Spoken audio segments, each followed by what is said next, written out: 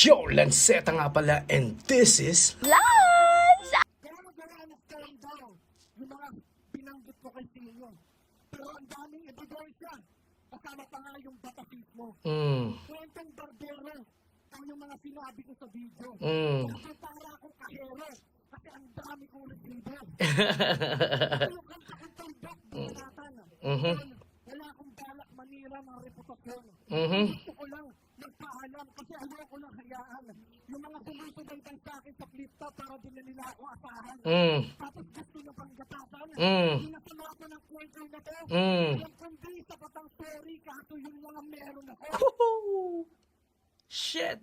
Pumunta ako doon na may malinis na intensyon. Ang nakipag-alos. Masama na yung tayo. Ang bata, isa ka sa mga bumubulong na wag na akong pabalikin kasi mapapapahalan ko kayo.